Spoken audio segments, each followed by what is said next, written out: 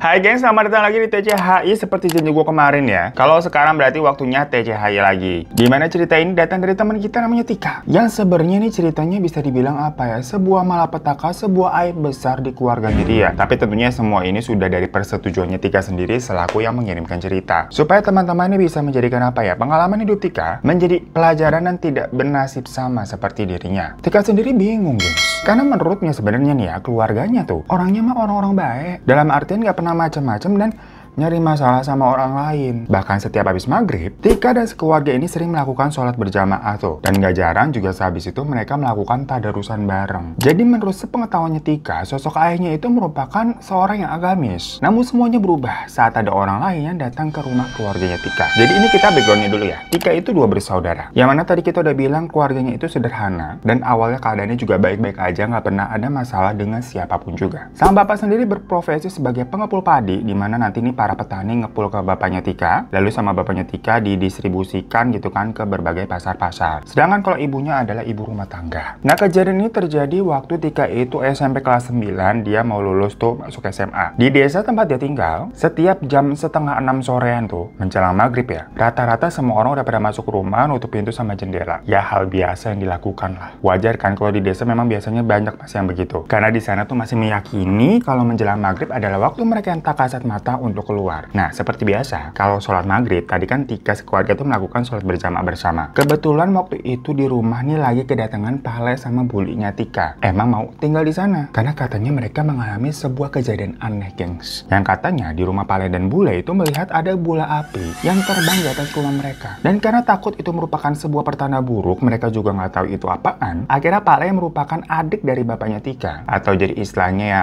om atau pak ade lah ya, itu numpang tinggal buat sementara waktu. Dan bapaknya Tika selaku kakak tentunya memperbolehkannya. Waktu lagi pada sholat maghrib berjamaah tuh, posisinya Pak Le ini belum pulang kerja. Si Pak Le ini tuh bekerja di sebuah kantor pos yang letaknya memang agak jauh dari desa rumahnya Tika. Ya tapi mungkin kalau dari rumahnya Pak Le sendiri nggak begitu jauh kan, cuma kan ini judulnya lagi numpang di rumahnya Tika. Sementara kalau Bule tuh di kamar aja seharian, dia nggak ikutan sholat berjamaah. Karena mungkin sungkan atau gimana ya, soalnya biasanya memang katanya Bule ini agak pendiam. Tapi ya baik. Nah pas habis selesai sholat dan pas mereka mau makan bareng, si Bule ini masih ngendon aja tuh di kamar. Akhirnya Tika disuruh buat ngetuk pintu kamarnya, ajakin makan sana. Ya udah, akhirnya Tika ke depan pintu kamarnya Bule yang berada di belakang rumah tuh deket kamar mandi dan diketok pintunya. Bule, panganan wis siap, ayo mangan karo aku. Tapi nggak ada jawaban apa-apa dari dalam. Diketuk lagi dong, Bule. Sayup-sayup ini terdengar ada suara buliknya di dalam tuh kayak lagi ngerintik kesakitan gitu, gengs. Ya karena takut buliknya kenapa-napa, Tika buka pintunya tuh secara perlahan dan dilihat kondisi di dalam tuh gelap. Lampu nggak ada yang dinyalain, korden ditutup semua. Nah di situ Tika ngeliat ada bulik yang berada di ujung kamar, sedang duduk bersila di lantai gitu sambil senderan ke dinding, gengs. Tika bingung itu ngapain buliknya senderan di pojokan lantai. Tapi di situ buliknya malah sih manggil Tika untuk masuk. Masuk ndok. Pas Tika masuk terus megang tangan bulik kayak gitu, berasa dingin banget katanya, gengs. Si bulik nih kayak dengan suara lemas, dia berbisik ke Tika. Tolong bulik ndok, katanya begitu. Ya karena buliknya nih minta tolong, Tika jadinya mau manggil orang tuanya tuh yang ada di meja makan. Tapi tahu-tahu pintu kamarnya tuh ketutup. Yang otomatis kamar menjadi gelap banget kan sih, dari tadi lampu nggak dinyalain. Tika yang ketakutan mau buka pintunya tapi macet nggak bisa kebuka, jadi dia kekunci di dalam. Gedor-gedor tuh dia ada di dalam kamar bulik. Sementara bulik posisinya masih di pojokan tadi tuh. Cuma ya udah nggak begitu jelas kelihatannya karena gelap banget itu semuanya ketutup. Dengan gemeteran Tika nyari saklar tuh di dekat pintu dan pas dia tekan-tekan nggak berfungsi, gengs, lampunya nggak nyala. Tahu-tahu, gengs, rambutnya Tika nih berasa ada yang jambak sampai dia jatuh tuh ke belakang. Dan dia ngeliat ada sosok yang berdiri nih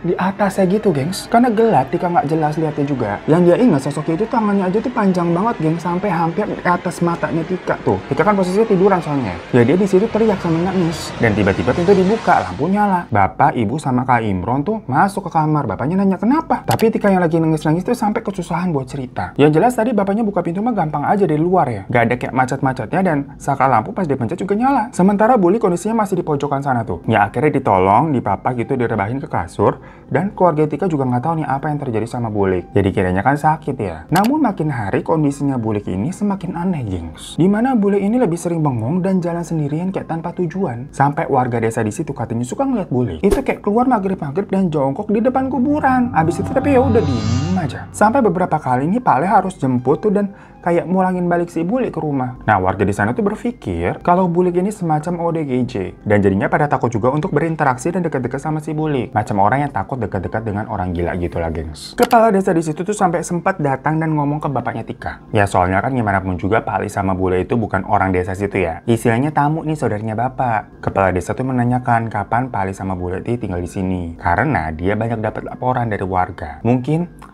orang-orang pada cemas dengan keadaannya Bulik ini. Ya cuma Tika juga nggak tahu nih maksudnya cemas di situ apakah khawatir dengan kondisinya Bulik yang sebenarnya harusnya kan kayak ditangani medis ya. Atau nih orang-orang cemas karena Bule ini dianggap ODGJ gila. Namanya juga di desa yang kayak gitu-gitu yang ODGJ malah sampai banyak dipasung di sana. Nggak dibiarin berkeliaran gitu aja. Tapi habis itu si Tika sama Imron ini disuruh masuk ke kamar. Jadi mereka nggak tahu apa yang dibicarakan lagi tuh sama bapak, ibu, dan si kepala desa di depan. Yang jelas tahu-tahu dari kamar ini terdengar bapak kok bapak marah-marah? Sampai kayak gebrak meja. Cuma yang nggak tahu, marahnya kenapa sih bapak? Nah, keesokan harinya barulah Tika tahu kalau Pak Le dan Bule itu diminta untuk pergi dari desanya dia. Jadi ya mungkin jatuhnya ini diusir sama kepala desa. Ya Tika juga jadi kepikiran sama Pak Le dan Bulenya yang diusir seperti itu. Dan sebenarnya apa sih yang terjadi sama Bule? Kenapa Bulenya tahu-tahu begitu? Waktu kejadian yang Tika kekunci di dalam kamar Bule, dia udah cerita tuh ke bapak sama ibu. Tapi mereka hanya bilang kalau mungkin Tika berhalusinasi aja, soalnya kan ruangan tuh gelap total ya. Karena Tika ketakutan jadi kayak melihat hal yang aneh-aneh. Soalnya kan pas bapaknya masuk ya pintu normal tuh bisa dibuka tanpa harus didobrak-dobrak juga. Dan saklar dipencet juga langsung nyala. Ya cuma semenjak itu Tika ini selalu was-was kalau ngelewatin kamarnya bekas Bule tempat itu. Letaknya kan soalnya di belakang tuh deket kamar mandi. Otomatis kalau mau ke kamar mandi pasti yang ngelewatin si kamar itu. Sehari setelah Pak Le dan Bule itu pergi dari rumah, tiba-tiba ibu nih sakit batuk-batuk dan gak nafsu makan. Sampai berhari-hari, gengs. Ibunya nih bukannya membaik malah tambah lemes. Ya gimana gak lemes juga ya? Si ibu nih kalau dikasih makan kagak mau, nggak mau makan apa-apa. Dia tuh cuma mau makan apa sih namanya wader crispy, wader crispy. Jadi wader crispy itu semacam kayak belalang goreng, gengs, khas daerahnya Tika sana. Jadi digadoin tuh sama ibunya. Terus anehnya ya, kalau misalkan wadernya nih habis, ibunya kayak tantrum gitu nyariin mana mau lagi. Dia berasa makan mobogi, mau lagi.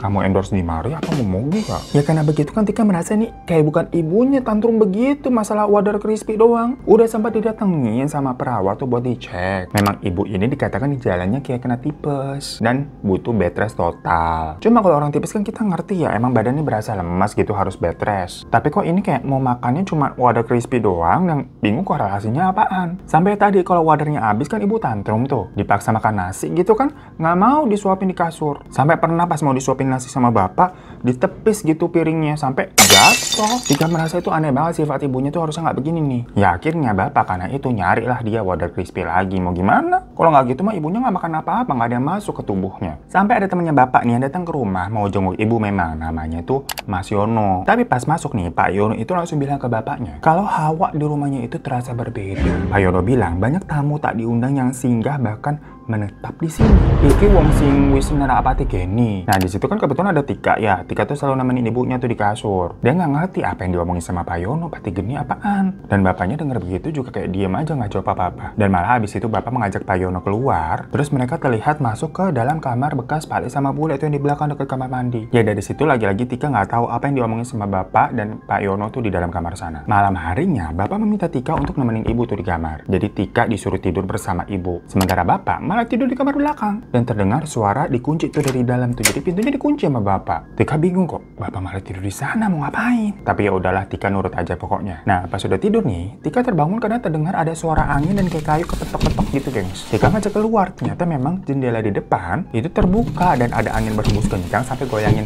dan pintunya dak duk gitu kan. Sama Tika buru-buru ditutup. Tapi pas lagi nutup jendela Tika ngeliat kayak ada cahaya terang lewat gitu.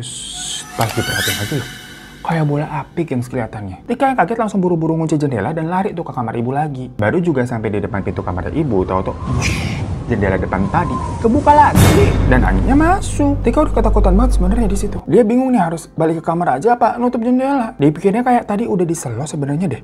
Cuma emang gara-gara buru-buru si Tika ya. Perkara abis kayak ngeliat ada bola api lewat tuh. Jadi apa? slotnya belum kekunci sempurna apa gimana jadi bisa kebuka lagi. Akhirnya udah Tika balik lagi tuh buat nutup jendelanya. Tapi tahu-tahu ada sosok kepala yang muncul dari luar jendela, gengs. Kepalanya tuh hampir botak karena rambutnya sedikit banget, cuma beberapa helai, kurus dan giginya tuh bertaring jarang-jarang. Tahu-tahu nongol di depan muka begitu, Tika ya teriak sampai jatuh. Kak Imron keluar dari kamar karena teriakan Tika itu. Tapi sosok itu sudah hilang, nggak ada itu di luar. Bersama dengan itu terdengar ibunya batuk-batuk. Yang pas Tika sama Imron lihat, ibunya lagi muntah darah tuh, gengs. Ya semua kaget kan, aduh ibunya muntah darah nih, sakit apa. Tapi udah heboh-heboh begitu, bapak masih aja di dalam kamar nggak keluar-keluar. Padahal udah diketok-ketok tuh sama Tika tuh, maksudnya ini ibu muntah darah pak, tolongin. Tapi bapak tetap nggak keluar tuh sampai azan subuh baru deh bapak keluar. Cuman mukanya lempeng, gengs. Terlihat kayak bapak ini juga belum tidur kayak, soalnya kantong matanya tuh gede. Bapak pergi ke kamar ibu buat ngecek keadaannya dan di situ bapak cuma ngasih ibu tuh air putih hangat. Habis itu Tika disuruh balik ke kamarnya. Namun setelah malam itu keadaan ibu semakin lama semakin membaik. Cuma jadinya setiap malam memang bapak itu tidurnya tuh di kamar belakang. Sampai bapak pernah di dalam kamar itu, gengs, selama 3 hari nggak keluar-keluar, gengs. Padahal dicariin tuh sama para petani segala macam, tapi bapak tetap nggak keluar. Tika sempat nanya ke ibunya memang sudah membaik, dan ibu cuma bilang bapak ini lagi puasa buat kesembuhan ibu. Walaupun di situ Tika bingung ya puasa apaan? Kayaknya ini bukan bulan puasa gitu loh. Dan kenapa yang puasa bapak tapi yang sembuh jadinya ibu? Cuma Tika ya iya aja lah. Siangnya ibu tuh ngajakin Tika untuk menjenguk ke rumah Bulik. Soalnya kan terakhir keadaannya Bulik itu kayak semacam masih lagi sakit ya. Terus diusir tuh sama kepala desa karena dianggap meresahkan warga. Abis Bulik udah pergi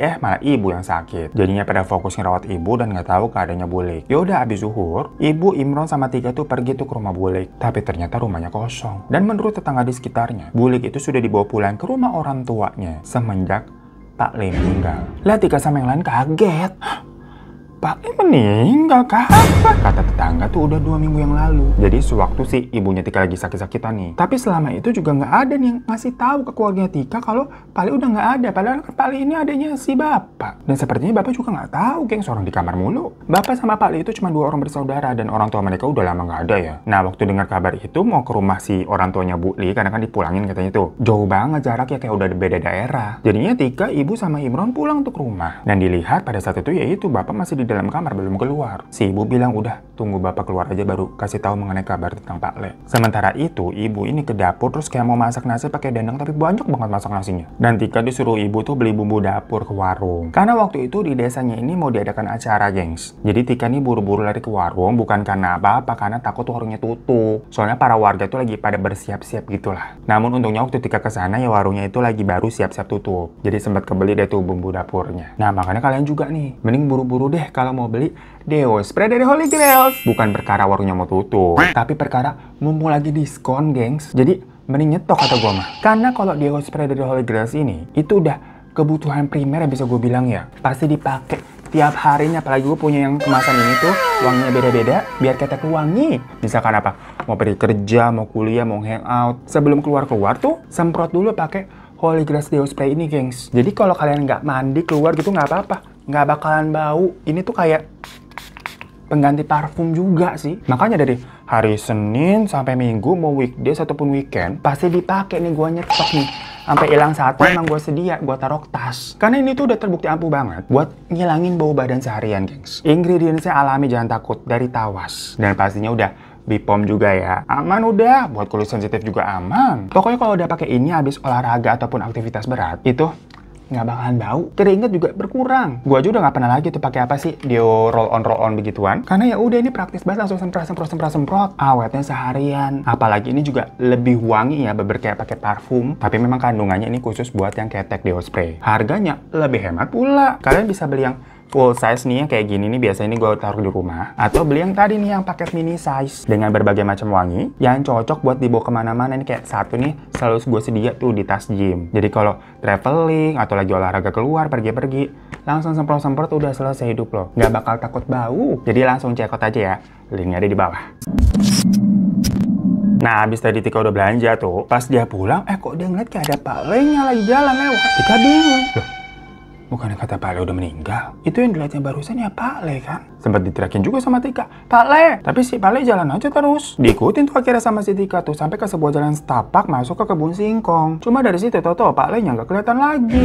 Loh, kemana sih Pak Ale? Menyadari di situ juga situasinya sepi, Tika buru-buru bawa balik nih. Tapi kayak ada sesuatu di belakangnya. Sampai Tika kayak nabrak itu, brak, jatuh dia ke tanah. Dan dilihatnya ada sosok yang waktu itu kayak di luar jendela, gengs, berdiri di hadapan Tika yang terjatuh. Dan tahu-tahu kayak niban dia. Abis itu Tika nggak inget apa-apa. Tahu-tahu pas sadar, si Tika udah di rumah bersama ibu, bapak, dan ada Om Yono juga. Jadi bapak udah keluar dari kamar tuh. Tika katanya ditemukan pingsan di kebun singkong sama salah satu warga dan rame-rame itu dibawa pulang. Nah karena kebetulan hari itu juga Om Yono ke rumah lagi, si Om Yono bilang ke bapak nih, "Wis ora apik maneh, akeh makhluk yang kene, luwih becik yen sesuk sawise upacara grebek ngerep di resiki." Pak Yono di situ juga terlihat memberikan bunga beserta secari kertas yang dibungkus kain putih, gengs, jadi kayak digumpel gitu, dan benda itu kemudian dikasih ke bapak. Dibilang katanya disuruh simpen sampai besok hari. Nah kebetulan hari itu adalah Selasa Kliwon, di mana di desa diadakan acara grebek ngenep namanya, gengs. Makanya kan sedari tadi tuh orang-orang pada siap-siap. Grebek ngenep sendiri adalah acara yang diadakan sebagai penghormatan dan syukuran, di mana warga desa akan menyembelih seekor kambing yang merupakan bentuk persembahan kepada roh leluhur. Dan keluarga Tika itu kebagian buat menyiapkan gunungan atau kayak nasinya sama beberapa lauk pauk. Makanya sedari tadi ibu masak nasi dan Tika ini disuruh beli bumbu dapur. Saat acara akhirnya berlangsung tuh pada malam hari, ibu sama bapak ikut. Sementara Tika di rumah perkara masih lemas semenjak pingsan tadi. Tika nggak inget apa-apa, terakhir yang dia inget hanya lari di kebun singkong, ikutin kayak sosok Pale, terus ngelihat makhluk itu tadi. Nah tapi Tika kira si Mas Imron kan di rumah juga tuh nemenin dia. Cuma pas dia keluar, ternyata Mas Imron nggak ada di rumah, kayaknya ikut tuh pergi keluar. Ya berarti dia sendirian. Dilihat tuh di jam 8 malam. Sebenarnya Tika lumayan ketakutan sendirian di rumah. Namun dari luar nih terdengar kayak orang lalu lalang lah. Pokoknya suasana desa malam itu sebenarnya rame karena ada acara tadi. Jadi Tika kayak masih ya udahlah banyak orang. Dia ke kamar mandi tuh buat pipis. Dan kalau lewat kamar mandi kan otomatis harus melewati kamar yang kemarin bapak tempatin terus tuh. Selesai dari kamar mandi, pas keluar gitu dilihat pintu kamar yang di belakang tuh kebuka. Padahal tadi pas dia masuk ke kamar mandi, pintu kamarnya ketutup. Loh, apa bapak udah pulang? Tapi pas kita lihat ke dalam, keadaannya gelap. Dan kayak ada yang lagi duduk di pojokan kamar, geng, sambil kayak goyang-goyang gitu. Begitu. Sampai merinding gue. Dilihat dari bentuk badannya mah itu bukan bapak. Tika langsung lari keluar rumah nyari orang tuanya. Pas sudah ketemu, si Tika bilang ada orang di kamar, ada orang di kamar. Mereka balik pulang ngecek itu kan, nggak ada siapa-siapa. Nah besoknya Tika sama Imron itu dititipkan di rumah saudaranya ibu yang letaknya nggak terlalu jauh dari rumah mereka, jadi kayak di desa sebelah. Ini keluarga dari ibu ya, jadi budenya Tika yang lain. Kalau tadi kan Bulik itu keluarga dari bapaknya Tika ya, istrinya Pak Le. Kenapa Tika sama Imron dititipin di sana? Karena Pak Yono hari itu mau melakukan pembersihan. Semalam nggak bisa kan katanya karena ada upacara tuh di desa. Tapi sekitar jam 5 sore nih, Tika sama Imron tuh kedatangan tetangga dari rumah mereka. Jadi datangin rumahnya Bude tuh yang ada di desa sebelah. Dimana sih tetangganya itu tuh bilang kalau ibu dan bapak ditikam oleh Om Yono. Dengar begitu siapa yang nggak kaget? Kita aja pas baca kaget. Mereka buru-buru pulang dan kondisinya udah rame warga tuh. Dimana bapak nggak selamat karena didapati luka tusukan. Sementara Om Yono juga nggak selamat, ada luka tusukan juga. Dan ibu udah dilarikan ke puskesmas, katanya ketusuk juga tapi kayak masih sadar. Jadi sama warga cepet-cepet dilariin. Nah menurut orang-orang sekitar, mereka kan nggak tahu sebenarnya apa yang sedang dilakukan ibu, bapak sama Om Yono tuh di dalam rumah. Dikira ya Om Yono hanya tamu yang berkunjung aja. Kan sebelum-sebelumnya beberapa hari memang terlihat Om Yono sering datang ke situ kan. Namun sekitar jam 4 sorean, terdengar kayak ada suara ribut-ribut tuh dari dalam rumah. Dimana kayak ada suara-suara benda jatuh, ada benda-benda pecah, dan kayak terdengar suara teriakan-teriakan. Pas tetangga sebelah ngecek itu kondisinya udah begitu, udah pada terpapar. Cuma ya tadi kalau ibu terlihat masih sadar dengan nafas terengah-engah, makanya langsung dilarikan tuh ke puskesmas. Sementara warga lain tuh lari ngasih tahu Imron sama Tika di desa sebelah. Polisi setempat juga akhirnya datang tuh untuk mengecek semuanya. Tika sama Imron kan sempat ditanya-tanya sebenarnya apa yang terjadi. Ya kalau menurut Tika sama Imron kan Pak Yono itu bilang mau membantu membersihkan rumah mereka dari yang namanya entitas-entitas jahat gitulah. Dan hari itu memang Tika sama Imron dititipkan di rumah Bude karena tadi Om Yono mau melakukan ritual pembersihan bersama ibu dan bapak. Ya anak-anak nggak usah lihat lah, nggak usah ikut. Jadi mereka juga nggak tahu apa yang sebenarnya terjadi. Kenapa tahu-tahu bapak dan Om Yono berakhir seperti itu? Sedangkan ibu mereka yang udah dibawa ke puskesmas itu mendadak kayak kumat lagi, gengs. Maksudnya kayak bengong aja, ditanya mah nggak respon. Jadi waktu polisi datang untuk menginterogasi ibunya di puskesmas, ibunya nggak jawab apa-apa. Ya karena itu kan, Tika sama Imron tuh ditanya-tanya lagi di luar kamar puskesmas. Tahu-tahu dari dalam ada seorang teriak, dan pas dicek ibu mereka sudah terkapar dengan darah di tangannya. Perkara si ibu ternyata nusuk-nusukin jarum infus ke nadi.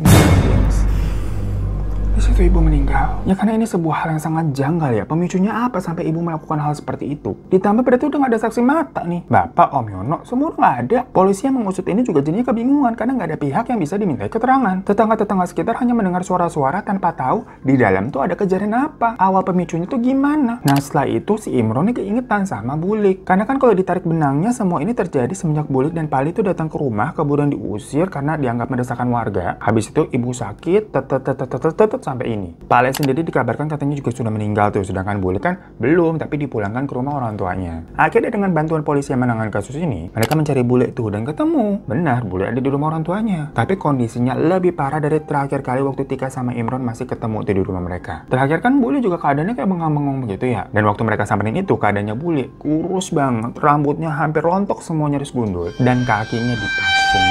Awalnya orang tuanya Bule yang udah lanjut usia banget ya, itu ketakutan waktu ada polisi datang karena mereka kira apa ya mau ditangkap perkara langsung Bule. Padahal kan polisi kesana yang mau nganterin Tika sama Imron ini sekalian mencari petunjuk mengenai apa yang sebenarnya terjadi dengan orang tuanya Tika. Ternyata Bule sampai dipasung seperti itu karena beberapa kali Bule ini tuh mencoba untuk menyakiti dirinya sendiri. Persis yang dilakukan ibu terakhir kali di puskesmas tuh, bengong-bengong toto nusuk nadi. Nah orang tuanya Bule juga akhirnya tahu kalau anaknya seperti itu ternyata awalnya tuh ada mengirimkan ke Mamang. Jadi ke Mamang ini adalah makhluk yang dipercaya berbentuk bola api, gengs. Biasanya sosok ini tuh terlihat terbang melayang yang kalau didekati tuh bentuknya seperti tengkorak atau wajah manusia yang sedang terbakar api. Beberapa orang maupun dukun itu bilang kalau ke Mamang biasanya memang dikirimkan ke targetnya untuk diambil nyawanya. Karena ke Mamang sendiri itu memang suka memakan jiwa korbannya. Biasanya apabila suatu rumah atau seseorang melihat sosok ke Mamang, itu adalah pertanda buruk kalau rumah mereka atau keluarga mereka sedang diincar. Sebenarnya dalam kasus ini nggak ada yang tahu siapa yang mengirimkan ke Mamang ini. Namun yang jelas, Tika sama Imron kan sebenarnya tahu ya kalau Pak Li sama Bule itu sampai ngungsi ke rumah mereka. Karena katanya Pak Li sama Bule itu melihat bola api di rumahnya Pak Li sama Bule, makanya ngungsi ke rumahnya Tika. Nah, katanya untuk menangkal ke Mamang ini, target itu harus melakukan puasa pati geni agar ke Mamang tidak bisa memakan jiwa si target. Tapi puasa pati geni itu tuh sangat berat, gengs. Karena yang nggak boleh makan sama minum serta terjaga 24 jam non-stop. Jadi harus terus-terusan melek, dan selama puasa itu pun tidak diperbolehkan untuk buang air, mau besar mau kecil. Pokoknya ada hari-hari khusus di mana memang puasa itu harus dilakukan ya, gengs. Jadi kayak semacam ritual mungkin ya. Namun, bagi yang tidak kuat menjalaninya, misalkan di tengah-tengah gitu dalam seharian itu tau-tau lapar, aus, atau kebelet gitu ya jadinya melanggar, niscaya orang tersebut akan menjadi gila. Jadi semacam kayak buah malakama. Di satu sisi buat nangkal ke Mamang, tapi di sisi lain kalau nggak kuat, ya lu gila. Namun apabila berhasil nih, selain memang bisa menangkal ke Mamang, malahan ke Mamang itu bisa ditundukkan dan dikirim balik ke si pengirimnya. Nah, sepertinya ini baru dugaan ya, disclaimer. Karena lagi-lagi Tika sendiri sebenarnya nggak tahu pasti. Karena nggak ada yang bisa jawab nih, orang-orangnya udah pernah nggak ada. Dugaan yang diincar pertama kali sebenarnya ada Pak Li. Cuma lagi-lagi kenapa diincar nih si Pak Li yang nggak tahu. Soalnya Pak Li ini tuh punya banyak musuh katanya, gengs. Jadi dia kan kerjaan utamanya sebenarnya di sebuah kantor pos. Tapi kerjaan sampingannya, Pak Li itu juga menjadi semacam rentenir yang suka minjemin uang gitu ke orang-orang tapi bunganya besar.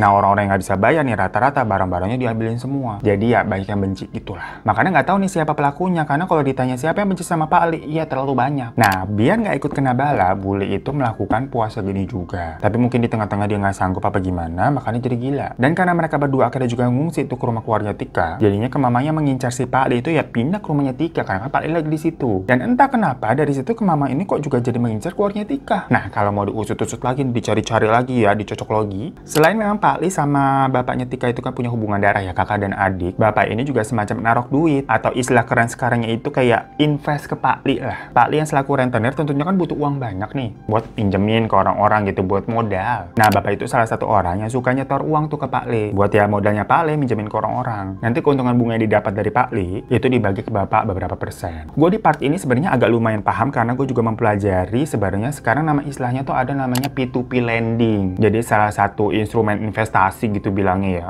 Jadi ya macam kita naruh duit nih, macam nabung atau naruh saham, tapi di situ duit kita tuh dipergunakan sama lembaga yang kita percayakan buat ngasih kredit ke orang-orang, macam ya pinjol dan sebagainya. Nanti kita dapat keuntungan dari presentasi bunga yang dibalikin dari si peminjam itu. Ya kurang lebih begitulah. Kalau kalian tanya, haram apa halal? Ya tahu sendiri jawabannya ya.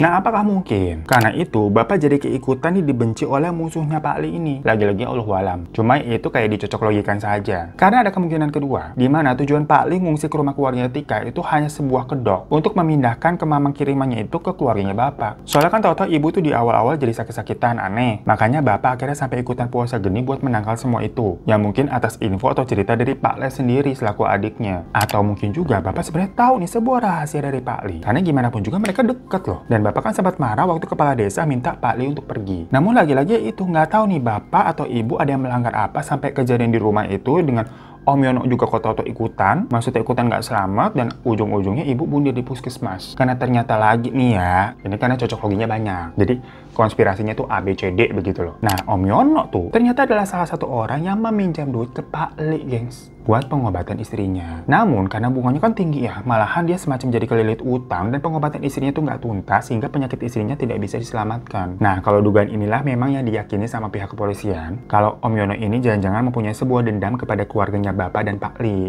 Namun lagi-laginya buktinya susah dicari ya, karena Om Yononya sendiri juga udah nggak ada. Istrinya juga udah meninggalkan karena sakit itu. Jadi nggak ada yang bisa menjelaskan kejadian di rumah waktu itu tuh gimana dan kenapa. Yang jelas ya udah, Tika sama Imron menjadi yatim piatu. Sementara kondisi bule tetap seperti itu sampai akhirnya meninggal juga karena memang sakit ya. Terakhir waktu mereka ketemu yang dipasung itu kan udah kurus banget, makannya susah. So itu guys cerita dari Tika yang sebenarnya di sini masih belum clear ya, dan masih menjadi rahasia yang kata Tika sendiri mungkin sampai dia mati dia juga nggak akan tahu jawabannya. Namun inilah cerita hidupnya. Kalau kata kakaknya tuh Imron dan warga sana juga ya yang tahu kejadian ini nih, kemungkinannya Om Yono itu memang dendam karena istrinya tuh tidak selamat perkara hutangnya semakin menumpuk. Dia stres gitu dan malah jadi nggak bisa lanjut berobat, yang akhirnya mengirim ke Mamang untuk bulik biar Pak Dik merasakan apa yang dia rasakan, istrinya kayak sakit gitu lah. Namun ternyata ke Mamangnya itu kan bisa ditangkal dengan cara puasa tadi tuh, puasa pati geni. Om Yono yang tahu nih nggak bisa nyerang Pak Li lagi, pindah tuh ke Mamangnya, ke rumahnya Bapak. Dan akhirnya menargetkan Bapak sama Ibu juga karena Bapak adalah kakak dari Pak Li dan modalin si Pak Li buat minjem-minjemin duit kan jadi rentenir. Sampai Bapak juga akhirnya tuh melakukan puasa pati geni dan ke Mamangnya yang nggak mempan lagi. Pak Yono seolah-olah mau bantu tuh bersihin rumahnya padahal dia mau menghabisi dengan tangannya sendiri akhirnya gengs. Tapi di situ mungkin terjadi perkelahian atau gimana, jadi sama-sama nggak selamat. Sementara ibu kondisinya jadi kayak gila gitu, mungkin dia stres dengan semua situasi tersebut, atau ibu juga telah melakukan puasa geni tapi tidak berhasil, melanggar dan sebagainya, jadinya begitu. Lagi-lagi semua ini hanya spekulasi. Jawaban sebenarnya nggak ada yang tahu selain yang bersangkutan dengan Tuhan yang di atas. Wah, cukup gila ya ceritanya ya. Dan TCH ini berarti ya hantunya tadi tuh ke Mamang. Yang kita juga baru dengar. Setahu kita kan kalau bola api taunya biasanya sebutannya apa ya, Banaspati ya. Tapi ini ada juga ke Mamang gengs. Yang bisa ditangkal dengan puasa pati geni. Tapi begitu kalau nggak kuat ya lu gila. Sebelum kita juga jadi ikutan gila ya, na'udzubillah min dzalik, kita sudahi aja. Kalau kalian mau kirim-kirim cerita boleh email ke di bawah ini. Terima kasih banyak Tika atas ceritanya. Dan sampai jumpa lagi di TCHI selanjutnya di bulan Januari. Assalamualaikum.